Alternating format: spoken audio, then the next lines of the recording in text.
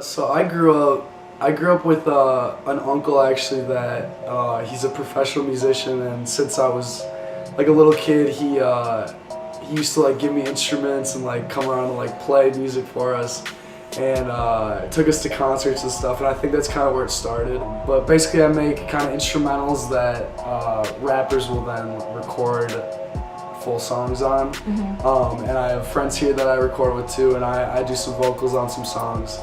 I'm a strategic communications student too, so I don't like the labels though too much. I don't like to label it too much. One of my favorite parts about making the music actually is making the art that accompanies it, because I think the two are like involved in creating that experience for the listener. Tumblr, Pinterest, Google Images, just kind of collect like some inspiration for it, and then kind of see where I want to go with it from there. My friends are all about it too. They like listening to it and stuff.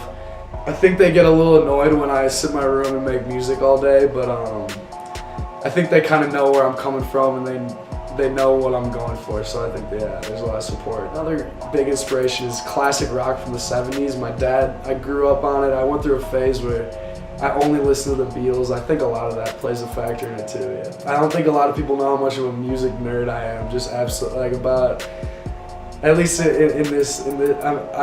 we'll get so wrapped up in little individual sounds or little individual chords. The hardest part is, I think with music nowadays it's interesting because it used to be band oriented, and it used to be like you'd have a guitarist doing things, you'd have a drummer doing things, you'd have a singer doing things. Then you'd have someone who records it all and engineers it and makes it sound good. And I think the hardest part is nowadays for us people producing our bedrooms, making music in our rooms, like we're every instrument, we're composing it, we're like recording it, making it sound good. So I think there's a lot of factors at play. I've just kind of been looking forward to making like a big body of work, kind of like a album that's cohesive the whole way through, and it all kind of connects, and it's like its own artistic sort of piece of work. I post a lot of my stuff on Facebook. My friends, I share it in GroupMes and stuff to my friends, and a lot of it's on SoundCloud. I have some followers on SoundCloud. I strictly want people to listen to my music at night. In the car driving on full blast volume is probably like the dream scenario.